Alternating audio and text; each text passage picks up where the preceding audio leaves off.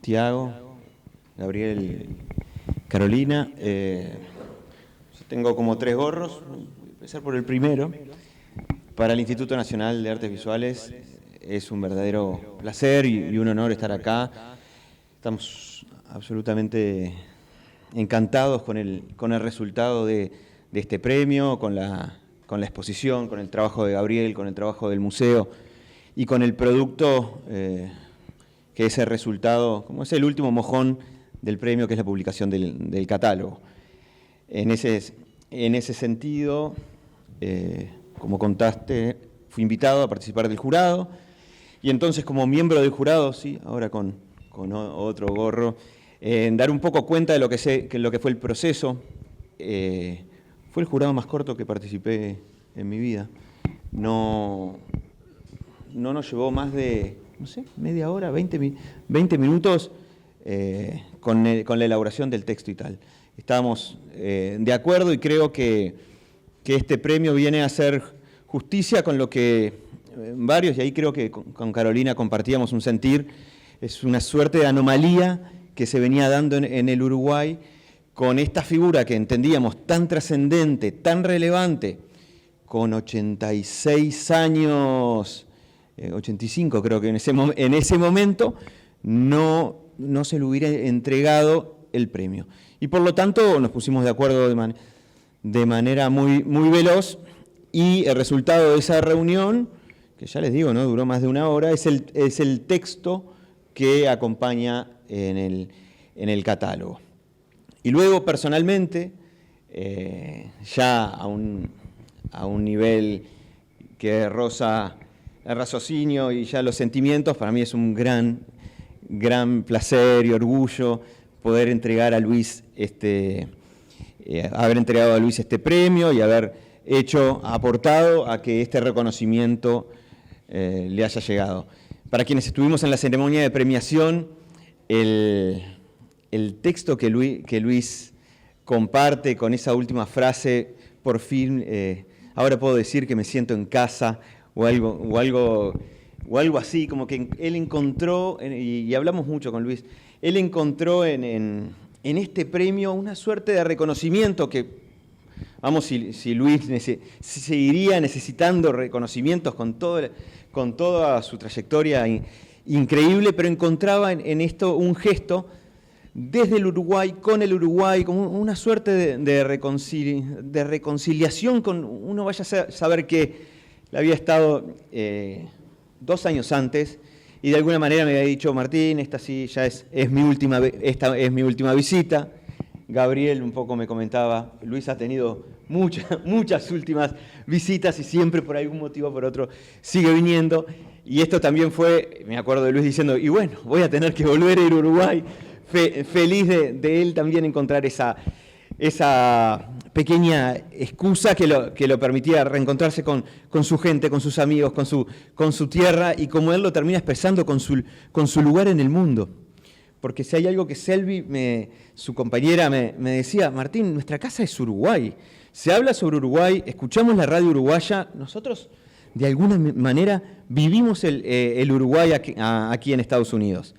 No me quiero extender mucho, le voy a hacer honor a nuestro participante más joven y no lo voy a hacer sufrir. Si había algo que me interesaba, que lo hablamos con Luis, es que se pudiera producir un catálogo que de alguna manera aportara a una bibliografía de Luis Kalmitzer que está un poco ausente en nuestro repertorio bibliográfico del Uruguay. No hay un catálogo accesible donde de alguna manera se dé cuenta de la vasta carrera y del recorrido que Luis ha tenido en sus años en Uruguay y luego ya en Estados Unidos, y con sus vueltas y con sus publicaciones.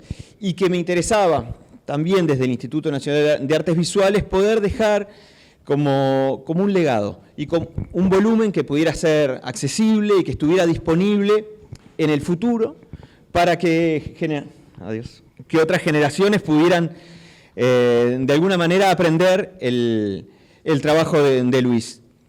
Tuvo una exposición fantástica en el Museo Nacional de Artes Visuales con un catálogo muy completo pero que es de muy difícil acceso por su precio y porque hay que mandarlo traer. Entonces era como una voluntad, y creo que ahí Gabriel cumplió con mucho éxito en generar un texto que atravesara la obra de Luis.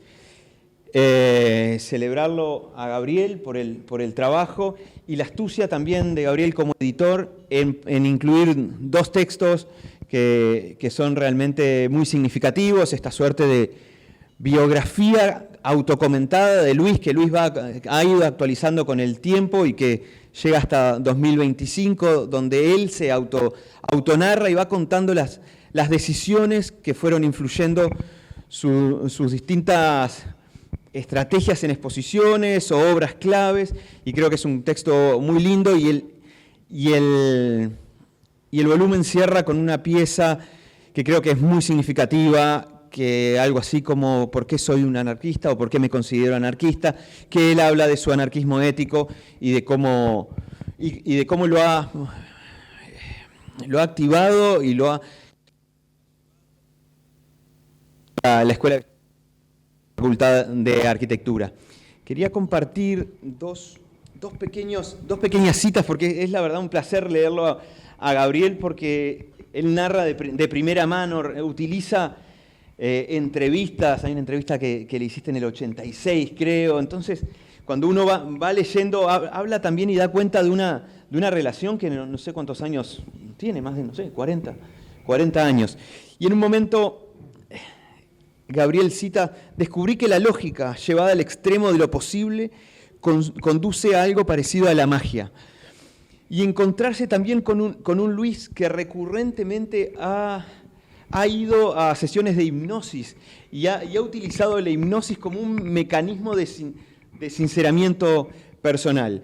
Cuando le dimos el premio, y con esto termino, nos encontramos con el ministro, que hace llegar sus saludos, José Carlos Maguía, que están en Francia en este momento, y José Carlos me dice: Martín, ¿qué podemos hacer para que esto realmente pueda trascender la mera celebración de la persona, que es necesario, pero Luis y su potencia?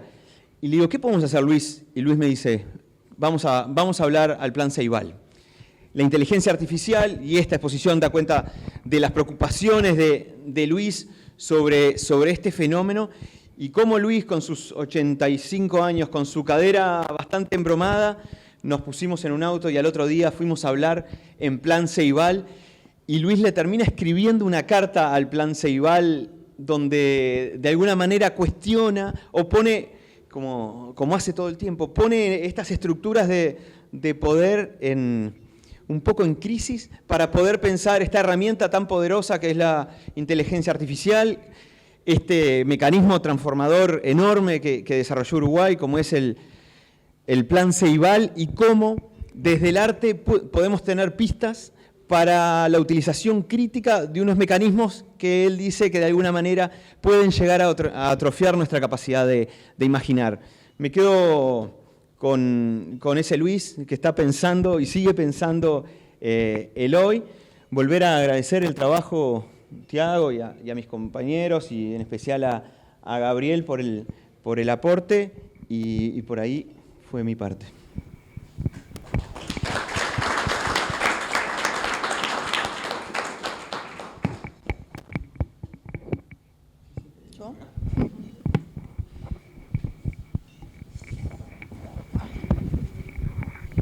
Bueno, Martín me robó un poco lo de los tres sombreros, porque yo venía con un planteo parecido. También quería hablar como miembro del jurado, como docente, ¿sí?, de Historia del Arte para adolescentes, y como lectora del catálogo, que es lo que venimos a presentar. Bueno, como docente traje a mis alumnos de 16, 17 años a ver la exposición, ¿sí?, La Resurrección de Simón Rodríguez. El año pasado lo llamé a Tiago: ¿hasta cuándo está la exposición? Me dice: hasta el 14 de marzo. Y yo: ay, justo empiezan las clases ahí. Y bueno, empezaron las clases y enseguida: ya la semana que viene, chiquilín, le vamos a ir a ver una exposición. Quedaban enganchadísimos. Por la temática, ¿no?, porque es una exposición sobre educación, sobre pedagogía, ¿sí? Es una exposición que trae el tema de la inteligencia artificial, que es todo un tema que está hoy en día en la educación, y cómo los chiquilines usan los chats. Y también por el tema del arte contemporáneo, porque esto de que el artista no fabrica la obra, que no necesariamente es alguien que tiene una destreza manual, ¿sí? Una capacidad excepcional desde el punto de vista manual, que no hace un arte retiniano, como decía, como se quejaba Duchamp, ¿no? Destinado a ser contemplado y admirado, ¿sí? Que no es un genio creador dotado de una capacidad y una sensibilidad excepcionales, que el artista puede no ser el autor material de la obra, que la obra puede ser la idea o el concepto, y que la autoría incluso de la idea puede ser compartida con la asistencia de la inteligencia artificial, bueno, que la obra pueda ser participativa. Son todos aspectos que a los chiquines les llaman mucho la atención, ¿sí? Y que en general tienen cierta resistencia o reticencia, digamos, como aceptar, ¿sí? Yo siempre digo, ellos no solo tienen resistencia al arte contemporáneo, sino que incluso al arte moderno. Cuando se empiezan a ver las pinceladas y se diluye un poco el motivo, ya se empiezan a quejar. Y eso ya es arte moderno, ¿no? Entonces me parece que era todo un desafío traerlos a ver esta exposición. Los preparé, les dije, miren que van a leer mucho. Y bueno, y admito que muchos se aburrieron, ¿no? Se aburrieron un poco. Pero también surgieron cosas interesantes. Y voy a mencionar algunas. Bueno, algunos se engancharon con las mediums, les llamó muchísimo la atención las mediums que la estamos escuchando, ¿sí? Ahí como voz de fondo, y sus reflexiones. Muchos se engancharon con el diálogo entre Simón Rodríguez y José Pedro Varela, porque ellos tienen grabado esto de que en el banco de la escuela pública se sienta, ¿no? O se debe sentar el hijo del estanciero y el hijo del peón, y este aporte de Simón Rodríguez, también el indio, el mestizo, ¿no? También se puede sentar en el mismo banco, al lado del blanco, ¿no? Bueno, entonces se engancharon con eso. Otros señalaron el diálogo con Figari y esa cuestión de que el arte no está para ser decorativo y agradar a la élite, que el arte tiene que trascender la expresión plástica y ayudar a pensar. Otros les gustó el tema de los aforismos, ¿no? Y ponían énfasis en esto de que la educación no debe ser memorística. Decían, esto tiene que ver con las competencias, profe, sí, tiene que ver con las competencias tan discutidas en la educación uruguaya. Otros se colgaron escribiendo sus propias definiciones, ¿no? En la sala del diccionario del poder, ¿no? Donde están las palabras. Y uno me dijo, profe, en esta de libertad, lo que yo quiero es escribir, pero no en la hoja, quiero escribir en la pared, justamente como expresión de libertad. Confieso que estuve a punto de decirle que lo hiciera, bueno, pero al final no lo hizo. No, hubiese sido, bueno, Y muchos reflexionaron, ¿por qué Camiser usó Claude? ¿No? ¿Por qué usó la inteligencia? No tenía ideas, profe, ¿no? Y yo les decía, bueno, podemos encontrar como muchas respuestas a eso. Una, que me parece como muy interesante, una puede ser que quiso poner a prueba la inteligencia artificial, incluso él mismo lo dijo, ¿no? Cuando le preguntaba esto del ingrediente poético que faltaba, ¿no? en la propuesta, bueno, a ver con qué salía y bueno, esa puede ser una explicación. Pero otra puede ser como ese intento de desacralizar el arte, ¿sí? Y me parece que desacralizar el arte por desacralizar el artista, ¿no? Esto de que el artista, ¿quién es el autor de la obra? ¿No? Me parece que eso fue una de las cosas que más los enganchó y más los dejó pensando de la exposición. Bien, como jurado, como historiadora, ¿no? Yo investigo justamente los mecanismos de validación y de legitimación del arte. ¿Sí? Cómo entran las obras a los museos, quién decide qué entra y qué no entra, qué arte retenemos, cuidamos, mostramos, enseñamos como modélico y qué arte no dejamos que muera, digamos, o que no sea recordado. Y también investigo los instrumentos que hemos creado, ¿sí? Para promover el arte y a los artistas. ¿Y qué nos dicen esos instrumentos de justamente estos ejercicios de selección y reconocimiento que hace la sociedad? Estudio, por ejemplo, los salones nacionales, ¿sí? Que es el mecanismo por excelencia de ingreso consciente de obra al acervo. Digo consciente porque hay una conciencia del artista cuando se presenta y decide que, bueno, que quiere tener ese premio y que quiere que su obra quede en el museo, y es consciente también para las autoridades, ¿sí? Que nombran especialmente a un jurado para que seleccione, ¿sí? Hay otros mecanismos de ingreso del arte que ha sido bastante importante en la formación de las colecciones de nuestros museos, que es más aluvional, ¿sí? Y menos pensado, menos fruto de una política o un criterio de selección predefinido. Con el premio Figari, con otros premios, ¿sí? Se ha dado esta tensión entre el estímulo y la consagración, ¿sí? Porque nosotros tenemos premios o fondos de estímulo a la trayectoria, a la obra de un artista, ¿no? A la formación de un artista, a la realización. Y uno puede entender que esos estímulos, bueno, se entiendan, ¿no? El Estado tiene que promover, tiene que difundir el arte, tiene que facilitarlo, incluso como política de empleo. Hay un libro de Inés de Torres, ¿no? El Estado y las Musas, que justamente reflexiona sobre este punto. Ahora, ¿por qué un premio a la consagración, ¿no? A la trayectoria, ¿no? Un premio que tenga que ver con decir, bueno, esta trayectoria es significativa, ¿sí? Ese proceso como de decantación y decir, bueno, este artista es un referente del arte uruguayo, ¿sí? Y uno puede pensar también muchas razones para esto, ¿no? Una puede ser, bueno, hay que difundir aquello que se considera valioso, ¿sí? Como una forma de educar a la sociedad, de promover el arte considerado bueno, ¿sí? Y ahí está la exposición, el catálogo, etcétera, ¿sí? Otro justamente como mecanismo de adquisición, bueno, se premia y se retiene una obra de ese artista, ¿sí? Para el acervo público. Y acá, claro, me genera una primera cuestión de este premio que tiene que ver con que el mecanismo de adquisición lo hace un banco, ¿sí? No lo hace un museo. Y es el mayor premio que da el Estado uruguayo, ¿sí? Para una colección que la tiene el Banco Central, ¿sí? Que tiene más recursos, ¿sí? Para destinar a este premio que, por ejemplo, los que tiene el Museo Nacional de Artes Visuales, para comprar obra, ¿sí? Incluso el premio Figari, ¿sí? Es por un monto que es el presupuesto anual de este museo, ¿sí? Entonces, eso es un tema para reflexionar sobre los premios y sobre este premio en particular, ¿sí? En esto de premiar trayectorias, ¿sí? Y de consagrar, ¿sí? A veces se cuela esto de si el artista se lo merece, ¿no? ¿Qué va a hacer el artista con la plata? ¿Sí? O ¿necesita el premio si está en el exterior? Esas cosas que me parece que a veces se van como cruzando en cuando se discuten estos premios, y me parece que porque se confunde con un premio al estímulo, que es otro tipo de premio, ¿sí? El argumento, ¿sí? De que si está en el exterior el artista y no está haciendo su trayectoria o su obra acá, capaz que lo merece menos que a uno que está acá, me parece que es equivocado por muchas razones, pero una principal es la falsa premisa de que quienes desarrollan su arte acá en Uruguay la tienen más difícil que los que están en el exterior, ¿sí? También creo que estos premios tienen un ida y vuelta, ¿sí? Como todo mecanismo de legitimación, la validación es recíproca, ¿sí? El jurado y quien da el premio consagra al artista, valida al artista y a su obra,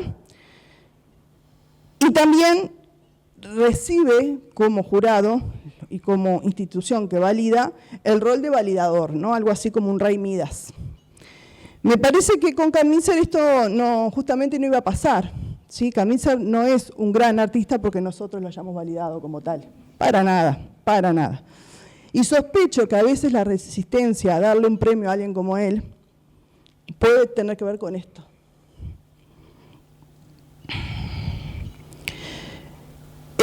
Una última cosa, sí, porque como verán estoy un poco peleadora. Una última cosa que quería reflexionar es la integración de los jurados, ¿sí? El criterio era 2 mujeres y un hombre, y así se me comunicó. Yo la verdad que me sentí muy mal cuando me dijeron eso, porque dije, bueno, entonces me toca porque soy mujer, ¿no? Para cumplir la cuota. Si fuera al revés, ¿estaría yo? ¿Me elegirían como la mujer, ¿no? En ese jurado. Bueno, podemos, sí, claro que sí. Entonces, nada, me parece que hay que revisar o problematizar algunos aspectos como ¿no? La integración del jurado, la obra que elige el Banco Central para integrar la colección pública, el hecho de que el Banco Central tenga más recursos que los museos para comprar obra, ¿sí? Me parece que son todas cosas que a mí por lo menos me despierta este rol de jurado. Bueno, y lo último, referirme al catálogo, ¿sí? Confieso que leí solo el texto de Gabriel, porque bueno, no me dio el tiempo para leer el resto. Hojeé el de Luis, los 2 de Luis, pero bueno, me detuve en el de Gabriel, ¿sí? Una de las cosas que hace Gabriel en su texto, bueno, hace como todo un repaso de la trayectoria de Kamitzer, y hace mucho énfasis en esto de que es un artista que estuvo siempre vinculado al Uruguay, más allá de su radicación en Nueva York en el 64. Bueno, cita diferentes ámbitos en el que se concretó esa vinculación, no solo con exposiciones, ¿sí? Con libros, con publicaciones, dando conferencias, asesorando, ¿sí? Yo recordaba, por ejemplo, el CDF, ¿no? La participación en el CDF, gracias, ¿sí? A la iniciativa de Verónica Cordeiro, que fue quien lo llevó, ¿sí? Y también pensé en la prensa, ¿sí? En la prensa, porque Kamitzer escribió muy seguido, en brecha, desde la década del 80, ¿sí? Y me gustaría acá, que lo digo también porque es algo que no puso Gabriel, es completísimo el texto, me encantó el texto de Gabriel, pero justamente quería traer algo que no estaba y que me parece interesante, de algunas notas que escribió Luis. Escribía sobre, por ejemplo, no sé, una exposición en Nueva York, ¿no? Una galería en un museo, lo que sea, pero también escribía sobre lo que pasaba acá. Entonces, por ejemplo, en septiembre de 1996, ¿sí? Escribió una nota en defensa de Ricardo Lanzarini, ¿sí? Por su intervención en el monumento de Aparicio Saravia. No sé si recuerdan esa obra, ¿sí? Que fue muy polémica, ¿sí? Lanzarini fue denunciado, ¿no? Por el Partido Nacional, incluso creo que llegó a tener como un andamiaje judicial la denuncia, ¿no? O sea, que creo que llegó a ser, no sé si llegó a ser procesado. ¿Usted te acordás, Gabriel? Sí, procesado y después absuelto. Está. Y entonces Kamitzer, bueno, hace una defensa de esa obra, ¿sí? Cita a Ramón Díaz, ¿se acuerdan de Ramón Díaz? ¿Sí? Economista, liberal, historiador, periodista, que le decía, ¿no? Usted nos obliga a ver esa obra suya. Por más que no vayamos al museo, tenemos que verla igual, no tiene derecho, ¿no? Esa era una de las cosas que decía Ramón Díaz, criticando la intervención de Lanzarini. Y entonces Kamitzer recordaba que justamente todos los monumentos públicos tienen esa condición, ¿no? Tienen ese carácter, nos obligan a consumir ciertos significados, ¿sí? Porque están en el espacio público, ¿sí? No los podemos esquivar. Entonces, si Lanzarini estuvo mal, entonces estuvo mal la puesta del monumento a Saravia en un lugar donde transita todos, blancos y colorados, incrédulos, caudillistas y anticaudillistas. Si un gobierno tiene el derecho a obligar a la población a apreciar y rendir homenaje a un señor a caballo, la misma comunidad tiene derecho a protestar contra eso. Recontextualizar, incluso cuestionar la ideología que está atrás de esa obra, ¿no? Esta es la defensa que hacía, uno de los argumentos que manejaba Kamitzer en ese texto, que yo trabajo en clase, entonces por eso lo tengo presente.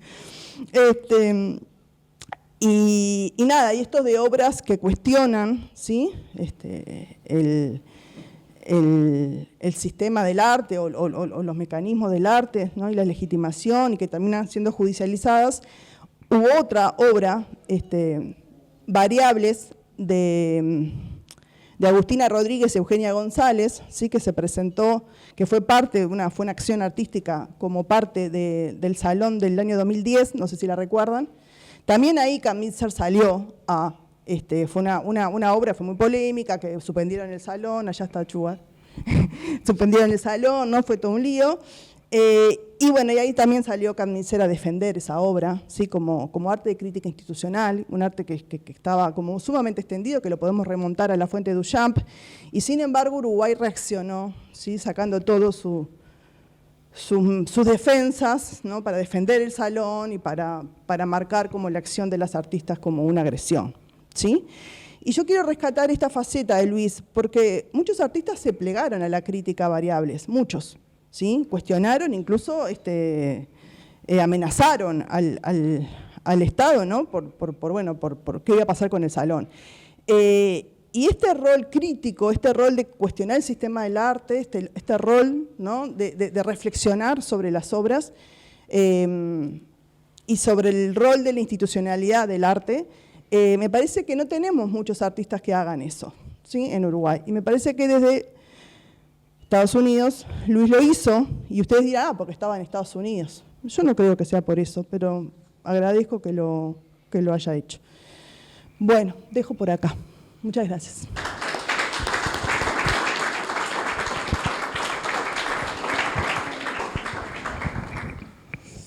A ver, apagar la luz así se ve a Luis en el escritorio victoriano, por favor.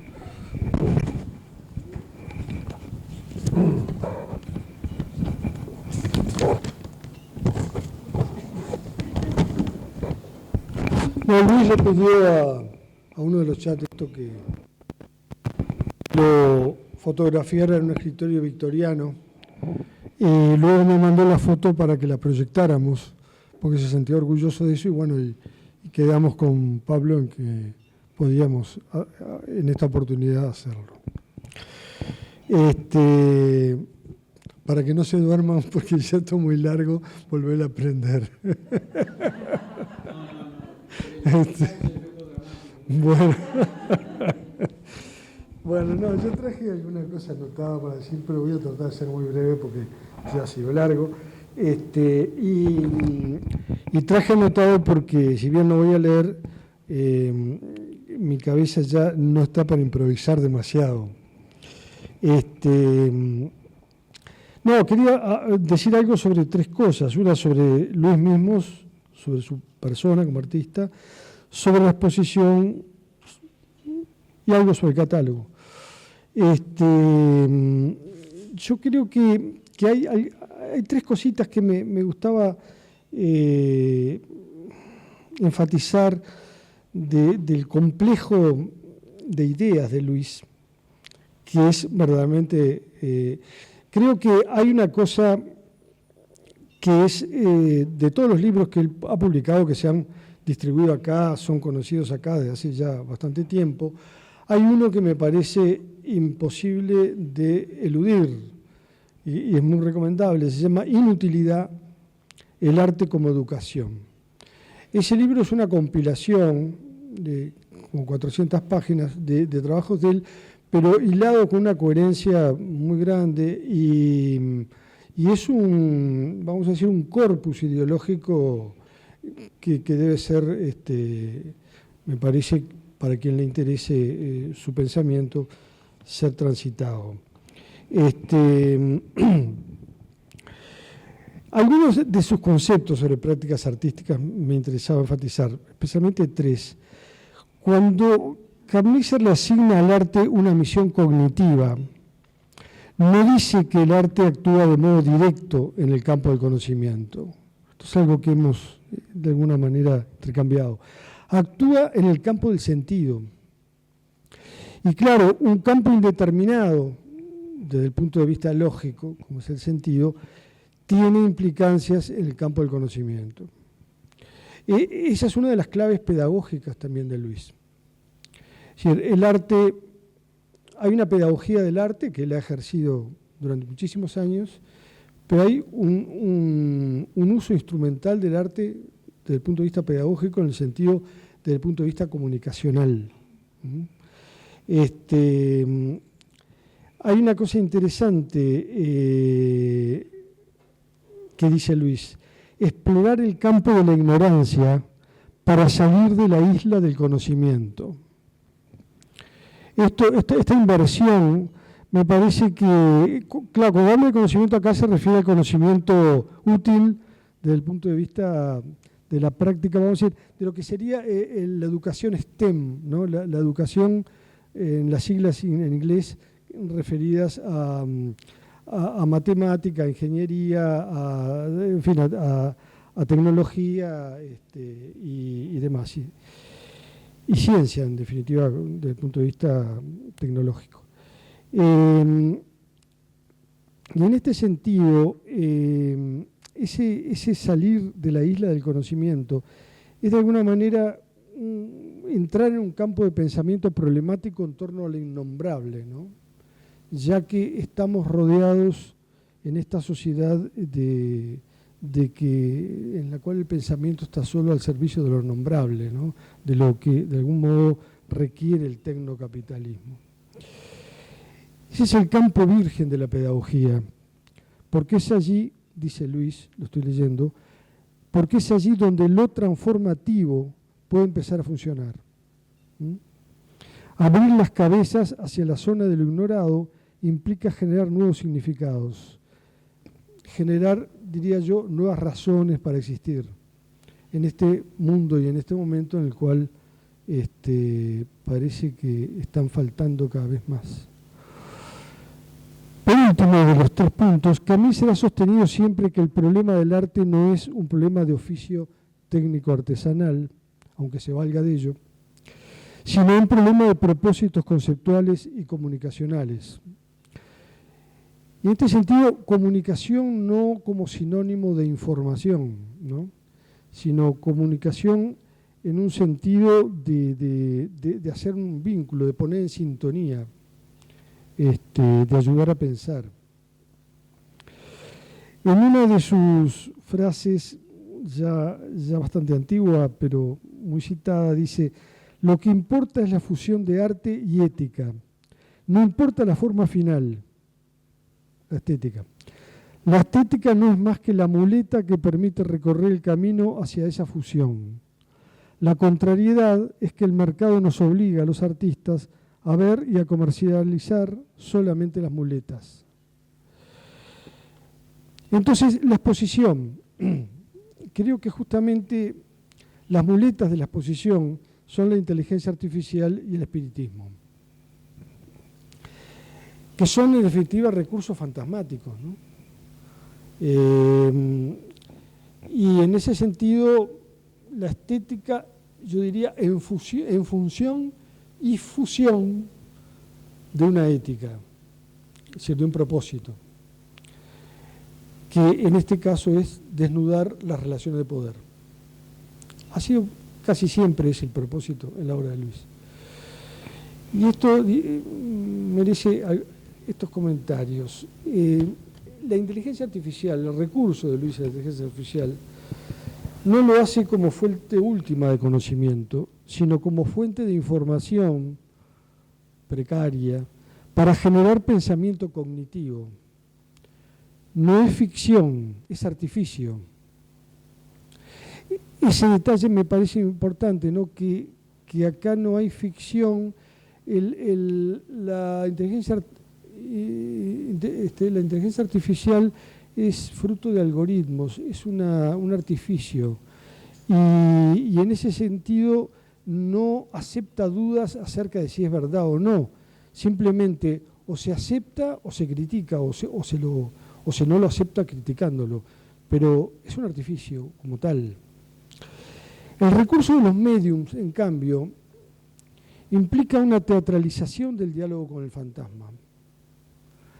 Y es una construcción ficcional, vinculada a un deseo de realidad. Luis se encargaba permanentemente acá, con la gente, conmigo, pero con la gente, en aclarar que las médiums no estaban enteradas de quién era Simón Rodríguez cuando se conectaron hipotéticamente con él. Como llamando la atención acerca de la credibilidad de esa supuesta comunicación telepática, o como quiera llamársele. Porque era necesario ahí, de algún modo, esa aparente aclaración de Luis, que parecía querer eliminar alguna duda, en realidad la agrandaba. Es decir, es una construcción ficcional que vincula el deseo de la realidad. Uno desearía que fuera realmente esa la comunicación, ¿verdad?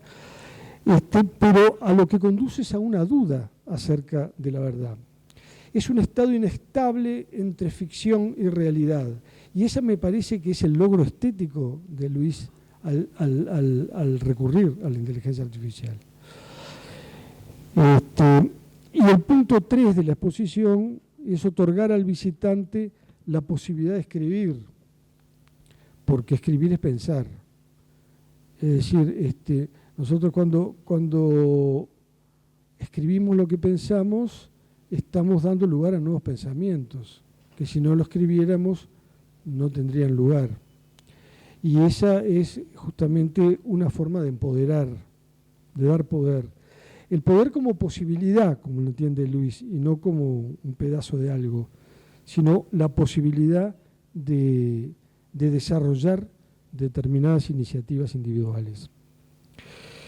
Por último, el libro catálogo, sí, ya lo dijo Tiago, pero quería resaltarlo la diseñadora Leticia Ceredo creo que estuvo muy acertada en la concreción de ese trabajo.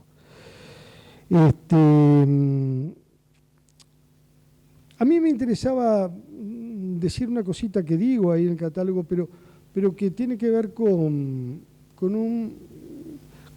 como yo lo vivía Luis en los 60, ¿m? Que yo en realidad no lo traté en los 60, pero lo conocía. Él se fue en el 64, año que yo entré a Facultad de Arquitectura. Él ya había estado en Facultad de Arquitectura y ya había hecho toda la Escuela de Bellas Artes, había sido docente en la escuela un par de años, y vuelve en el 69 muy fugazmente. Esa vuelta en el 69 dejó muchos rastros a nivel incluso de estudiantes de arquitectura. Entonces, aparte de algunas anécdotas que cito ahí en el libro, que ahora no lo voy a... Pero me interesa, sí, señalar que la personalidad de Kramnitzer en aquella época era la personalidad de alguien que no estaba cómodo con el lugar, en ningún lugar. Es decir, una personalidad absolutamente crítica. Y eso era lo que todos estábamos deseando. Todos aspirábamos a eso. Se transformó en una especie de modelo fantasmático después de su desaparición del país, porque obviamente durante la dictadura no hubo posibilidad demasiado de intercambiar pensamiento. Entonces Luis creció un poco en las reuniones clandestinas como mito. Ahora, yo lo que señalaba ahí en el texto y que me interesa decir ahora es que justamente yo creo que su pensamiento crítico no estaba en el campo de las letras, que es en el campo en el cual Ángel Rama había ubicado al pensamiento crítico y a lo que llamó la generación crítica entre el año 40 y el 70, en esas 3 décadas, ¿verdad? Era una generación sobre todo de escritores. También los había artistas que de algún modo ejercieron pensamiento crítico, pero Luis lo llevó a cabo de una manera como docente y a su vez de una manera ejemplar desde el punto de vista personal, que dejó una marca, sobre todo en la crítica que hizo la Escuela de Bellas Artes en el 69, en ese regreso fugaz que hizo. Y que dejó una marca porque dejó una polémica permanente dentro de la escuela. Yo estuve en la escuela hasta esa fecha, un poco, había entrado en el 64. Y en ese sentido me interesaba señalar esa presencia de Luis que no es reconocida, pero que está de alguna manera presente en todos los que vivimos en esa década y en las siguientes. Y bueno, y después el libro, el catálogo integra una cronología autobiográfica, como ya se dijo, que es interesante como autopercepción del artista, ¿no? De su propio trabajo, y un curioso texto que se llama ¿Por qué soy anarquista?, que también implica un repaso no solo biográfico, sino conceptual.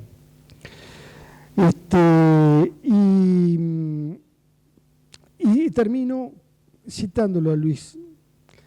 Algunos anarquistas ignoraron la declaración ética fundamental del anarquismo. El fin no justifica los medios. Entonces, para evitar malentendidos y mantener limpio mi nicho ideológico, me definí como anarquista ético.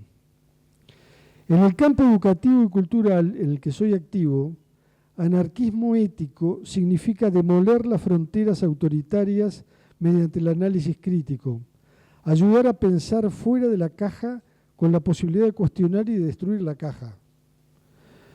Ante un mundo en el que proliferan las autocracias, el desprecio de los derechos humanos y del valor de la vida humana, ¿deberíamos abandonar el dogma ético de que el fin no justifica los medios para empezar a pensar cuáles son los fines que tal vez podrían justificar éticamente los medios sin caer en conductas autoritarias? Mientras busco una respuesta, mantendré mi etiqueta de anarquista ético y evitaré toda prueba matemática de la existencia de Dios.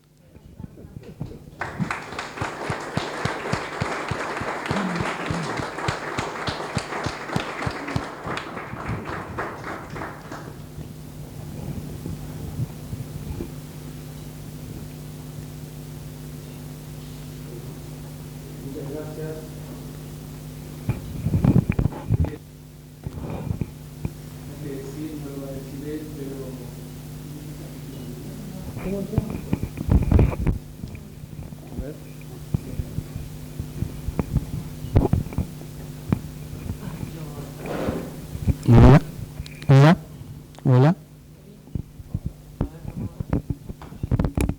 Hola, hola. Sí, bien, gracias. Gabriel no lo va a decir, pero el texto es muy claro y analiza con claridad y con profundidad, que siempre es lo mejor para la crítica y la teoría. Y que además, como ya dijo Martín, el añadido de esa cronología que elabora el propio Kantmeister sobre su trayectoria y el remate final del por qué soy anarquista está también escrito brillantemente como nos tiene acostumbrado Luis, por lo tanto el catálogo es muy disfrutable. Quería hacer unas precisiones para esta chica que vino acá con ánimo de pelear, pero no, la mayoría de las cosas que dijo son de recibo. Solo quería hacer una precisión respecto al monto del premio Figari, que corresponde no a todo el gasto del museo, sino al gasto de funcionamiento. Hay distintos rubros, o sea, la inversión, los sueldos no pasan por el gasto de funcionamiento, si no estaríamos en el horno. Igual estamos en el horno y es muy poco, y aprovecho que está el instituto, bueno, pero no es tan así. Quería hacer esa precisión. Y con respecto a la integración del jurado, tengo que explicar un poco, porque ustedes tampoco tienen por qué saber cómo funciona, cómo es la historia del premio Figari. Acá está María Laura Pintos, representante del banco. Llegó tarde, pero llegó, que es lo importante, que no me va a dejar mentir. El premio Figari tiene 30 años. El Museo Figari tiene 15 años. Antes de que existiera el Museo Figari y antes de que el banco y el MEC hicieran un acuerdo por el cual el museo y la Dirección Nacional de Cultura gestionan el premio, lo manejó el banco con diferentes criterios y acuerdos. Hubo un tiempo que tuvo un acuerdo con la Asociación de Críticos, por ejemplo. Pero en esos primeros 15 años, el jurado del premio estaba integrado mayormente por hombres cuyos nombres se repetían y que dio lugar a premiaciones básicamente de hombres, de artistas hombres. Se premiaban de a tres, no de a uno como es el caso actualmente. Fue cuando pasó esa gestión, y acá también está María Simón y Hugo Achugar, responsables de esa idea de crear un museo que se dedicara a difundir, a educar en torno a la figura de Figari, pero también por ley quedó instituido que el museo se tenía que encargar del premio Figari, de gestionar el premio. Entonces, ahí, yo estando iniciándome en estas lides, se me ocurrió que podríamos empezar a hacer un jurado tendiente a que sea paritario. Entonces empezaron y se cumplió eso. En estos 15 años hubo la misma cantidad de varones que de mujeres. Después, yo sugiero la integración del jurado. Es la Dirección Nacional de Cultura la que finalmente determina si ese es el jurado que queda. Pero hubo reclamos también de colectivas y colectivos feministas de que el premio Figari se otorgaba mayormente a los hombres. En eso uno no se puede meter, pero sí puede incidir en las políticas culturales que determinen la paridad de la integración del jurado. Eso es casi lo único que se puede hacer al respecto. Y en ese sentido, cuidamos de que todos los años, bueno, se fuera balanceando. no te invitamos por ser cupo género, porque o a todos los invitamos, porque si no, también se puede decir lo mismo de los hombres. O sea, estamos invitando a varones para cumplir con el cupo. En todo caso, es una razón paritaria. No sé, lo vi como un error de enfoque, tu planteo. Pero todo lo demás que dijiste, estoy de acuerdo. Bueno, no me quiero quedar con la palabra. Esta conversación la habíamos tenido, ¿te acordás? Sí. El año pasado cuando hicimos el premio, que yo te comentaba que en cuanto a paridad de mujeres y de hombres dentro de las personas premiadas, sí es verdad que hay mayor parte de hombres, pero en esos primeros 15 años, en casi todas las ediciones, no en todas, hubo una mujer.